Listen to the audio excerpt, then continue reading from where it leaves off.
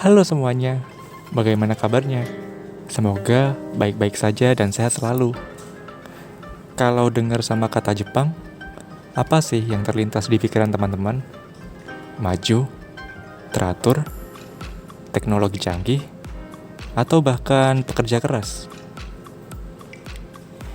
Dalam tugas ini, kami ingin menjelaskan apa-apa aja sih yang dapat kita pelajari dari negara Jepang, terutama dalam hal pelayanan publik. Oh iya, perkenalkan, kami dari kelompok 4B yang terdiri dari Rian Syaifuddin sebagai tim kapten, Cynthia Nuritasari, Daru Pratomo, Ferdinand Huta Barat, dan Zainabit. Nah, berikut ini hal-hal yang bisa kita pelajari dari Jepang seperti kelebihan dan nilai-nilai hingga kebijakan yang harus dimiliki Indonesia agar pelayanan publik di Indonesia dapat berjalan dengan optimal. Serta pelajaran apa yang dapat kita pelajari setelah kita mempelajari pelayanan publik di Jepang. Berdasarkan Undang-Undang Nomor 25 Tahun 2009 tentang Pelayanan Publik, dijelaskan bahwasannya pelayanan publik merupakan kegiatan atau rangkaian kegiatan dalam rangka pemenuhan kebutuhan pelayanan sesuai dengan peraturan perundang-undangan bagi setiap warga negara dan penduduk atas barang, jasa, dan atau pelayanan administratif yang disediakan oleh penyelenggara pelayanan publik. Yang pertama adalah nilai dan kelebihan pelayanan publik di Jepang. Artikel ini menceritakan tentang pelayanan publik di Jepang, yaitu terdapat beberapa aspek pelayanan yang menjadi sorotan pada artikel ini. Yang pertama adalah pengalaman seorang mahasiswa asing tentang pengurusan administrasi yang sangat mudah dan cepat. Yang kedua adalah pengalaman saat berbelanja, di mana para penjual sangat menerapkan prinsip kejujuran dalam pasar maupun supermarket. Yang ketiga adalah sikap para aparatur kepolisian setempat yang tidak menyalahgunakan wewenang, tetapi mengikuti sistem yang telah diatur oleh pemerintah. Selanjutnya adalah pengalaman terkait fasilitas dan pelayanan kesehatan yang baik tanpa adanya pemberatan biaya pengobatan. Nilai-nilai yang dapat dipetik dari artikel ini yang pertama adalah pekerja dan pegawai selalu bekerja dengan sungguh-sungguh dan serius. Yang kedua, tidak adanya sekat di dalam kantor antara pemimpin dan staf biasa sehingga dapat menciptakan keseimbangan atau kesamaan antar pegawai dalam bekerja. Selanjutnya adalah menerapkan prinsip bahwa seorang pemimpin bukan untuk dilayani tetapi melayani publik secara langsung. Selanjutnya adalah adanya rasa bangga menjadi aparatur sipil negara sehingga mengerjakan dengan sungguh-sungguh dan tidak menyalahgunakan wewenang. Yang kelima adalah pelayanan publik yang ditawarkan sangat efisien dan memudahkan konsumen karena tidak perlu mensyaratkan surat atau keterangan tertentu. Dari poin kelima, kita dapat melihat bahwa Jepang memiliki sistem database 4.0 dan sangat terintegrasi. Pelayanan yang diberikan oleh pelayan publik di Jepang juga sama dan adil serta tidak membeda-bedakan antara warga negara maupun warga asing. Selanjutnya adalah mengedepankan ketelitian dan kejujuran saat melayani konsumen, menanggapi keluhan atau masalah dengan cepat dan tidak berbelit-belit. Ketika ada masalah, menyelesaikan dari hal yang paling kecil dan berani mengakui kesalahan tanpa memandang jabatan. Selanjutnya adalah setiap pegawai memiliki rasa tanggung jawab yang tinggi akan pekerjaan. Para pekerja atau pegawai memiliki respon yang cepat dan tanggap apabila ada kerusakan pada produk. Selanjutnya, para pekerja atau pegawai sangat ramah saat membantu konsumen dan memastikan konsumen tidak mengalami kesulitan. Yang terakhir adalah jumlah pekerja atau pegawai disesuaikan dengan kebutuhan sehingga semua pegawai bekerja secara produktif dan efisien. Ya, masuk pada kelebihan-kelebihan yang dapat kita petik, di mana terdapat 3 sektor yang kami soroti, yaitu sektor keamanan, sektor pembangunan, dan sektor kesehatan. Dari sektor keamanan, yaitu tidak adanya penyelewengan atau pemborosan jumlah pegawai sehingga mampu mengoptimalkan kinerja pegawai. Setiap pegawai memiliki keahlian yang beragam dan pegawai benar-benar mengetahui detail produk yang dijualnya tanpa ada kecurangan. Lalu sistem keamanan di Jepang sudah terintegrasi dengan baik sehingga polisi sebagai pelayan publik hanya bertugas mengawasi. Lalu masuk pada sektor pembangunan, di mana pemerintah Jepang tidak mengeksploitasi sumber daya alam secara besar-besaran dan tetap mengedepankan sistem pembangunan berkelanjutan dengan menjaga ekosistem yang hijau. Lalu pembangunan fasilitas transportasi publik sangat diperhatikan dan dirawat dengan baik, sehingga mendorong masyarakat untuk menggunakan transportasi umum dengan nyaman.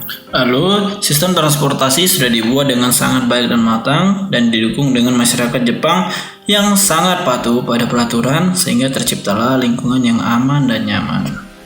Lalu masuk pada sektor kesehatan, di mana sistem pelayanan kesehatan di Jepang mengedepankan prinsip preventif lebih baik daripada kuratif, di mana mencegah lebih baik daripada mengobati, dengan melakukan dan melaksanakan fasilitas pemeriksaan rutin bagi tiap masyarakat setiap tahunnya. Lalu asuransi kesehatan di Jepang benar-benar ditanggung pemerintah dengan fasilitas yang sangat memadai.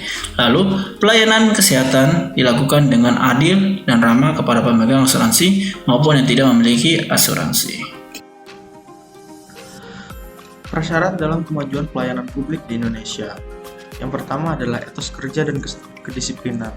Pelaksanaan pelayanan publik sangat bergantung pada kualitas sumber daya manusia yang melakukan pelayanan. Oleh karenanya, etos kerja dan kedisiplinan yang tinggi diperlukan oleh aparatur pelayanan yang bertugas melayani warganya. Dengan etos kerja dan kedisiplinan, seorang pelayan masyarakat dapat bekerja secara maksimal dalam melayani masyarakat. Kemudian, dasar hukum. Selain sumber daya manusia, diperlukan perangkat yang tepat agar pelayanan masyarakat dapat dijalankan secara efektif dan efisien. Dasar hukum yang tepat mampu memberikan efek mengikat dan kepastian bagi masyarakat akan terjaminnya pelayanan yang diberikan. Dengan dasar hukum ini, setiap aspek pelayanan mempunyai kekuatan hukum sehingga pelaksanaannya dapat dilakukan dengan tertib dan teratur. Selanjutnya adalah standar waktu penyelesaian. Untuk memenuhi asas kejelasan dalam pelayanan, diperlukan kepastian waktu penyelesaian suatu layanan.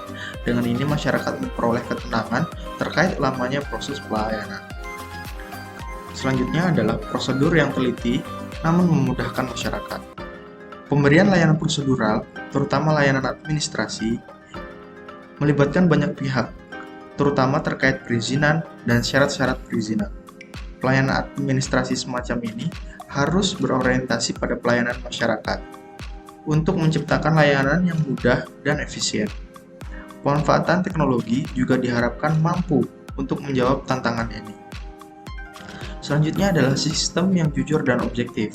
Dengan mengedepankan semangat melayani masyarakat, kejujuran dan objektivitas merupakan faktor penting yang menciptakan rasa aman dan nyaman bagi masyarakat. Lewat kejujuran, masyarakat dapat percaya atas pelayanan pemerintah, serta lewat layanan objektif, masyarakat merasa nyaman tanpa harus merasa dibeda-bedakan. Selanjutnya, berorientasi pada kepuasan masyarakat. Jika tujuan pelayanan sudah berorientasi pada kepuasan masyarakat, maka sesulit apapun persoalan yang dimiliki oleh masyarakat, harus ditemukan jalan keluar dan solusinya, sehingga ini berdampak pada kepuasan masyarakat melalui pelayanan yang baik. Selanjutnya adalah penanganan keluhan dan pengaduan, serta norma kesopanan dan budaya malu berbuat salah. Konsekuen dalam memberikan pelayanan, termasuk di dalamnya pelayanan yang buruk. Pemerintah harus siap menangani keluhan dan pengaduan atas pelayanan yang kurang maksimal. Dengan penanganan yang baik, maka masyarakat merasa diperhatikan keluhan dan aduannya. Hal ini tentu saja perlu dibarengi dengan norma kesopanan dan budaya malu berbuat salah di masyarakat, agar timbul kesadaran diri pribadi, bukan hanya karena tuntutan sosial atau tuntutan peraturan. Kemudian, selanjutnya, pembagian dan fleksibilitas kerja. Pelayanan efisien memerlukan termasuk di dalamnya pembagian tugas yang jelas agar proses pelayanan berjalan dengan lancar. Namun, tidak menutup kemungkinan fleksibilitas kerja diperlukan di waktu-waktu darurat agar pelayanan tetap berjalan meskipun dalam keadaan darurat. Selanjutnya, pelaksana yang kompeten dan profesional. Pegawai yang kompeten dan profesional diperlukan agar prosedur yang ada dapat terlaksana dengan baik. Dengan pelaksana yang kompeten dan profesional diharapkan agar output yang diterima oleh masyarakat dapat memuaskan. Selanjutnya adalah sistem pelayanan yang terintegrasi. Setelah masyarakat diberi kemudahan persyaratan, diperlukan sistem yang terintegrasi agar proses yang berjalan tidak berlangsung dengan lama. Dengan integrasi ini, diharapkan pelayanan mampu memenuhi standar waktu penyelesaian. Selanjutnya, kesadaran masyarakat dan pegawai atas isu-isu yang sedang berkembang. Mengedepankan asas kekeluargaan, diperlukan masyarakat dan aparatur pelayanan yang bersinergi dan memahami isu terkini yang sedang terjadi. Dengan begitu, baik aparatur dan masyarakat mampu memberikan dan menikmati lingkungan pelayanan yang ideal. Yang terakhir adalah empati terhadap masyarakat. Dengan rasa empati terhadap masyarakat, kebijakan yang diambil tentu akan berorientasi pada masyarakat. Rasa empati inilah yang diharapkan mampu memberikan kemudahan atas pelayanan terhadap masyarakat. Selanjutnya adalah alternatif kebijakan. Yang pertama, menciptakan standar pelayanan yang efektif dan efisien, serta dilaksanakan secara profesional dengan menerapkan fungsi pengawasan yang tegas dan terukur. Penerapan standar yang kemudian dilanjutkan dengan fungsi pengawasan yang baik, diharapkan mampu membangun sistem pelayanan yang optimal. Yang kedua adalah mengimplementasikan nilai-nilai aneka untuk membangun kepercayaan masyarakat. Nilai-nilai aneka merupakan nilai-nilai esensial yang penting untuk diterapkan dalam pelayanan publik. Melalui nilai-nilai ini, diharapkan pemerintah mampu membangun kepercayaan masyarakat. Yang ketiga adalah memperbaiki kualitas dan etos kerja serta budaya malu dan kejujuran di lingkungan aparatur pelayanan. Lingkungan pelayanan yang baik dapat tercipta melalui etos kerja yang baik di antara aparatur pelayanan, kejujuran, dan rasa malu dalam berbuat salah diperlukan untuk membentuk pelayanan yang dapat akuntabel.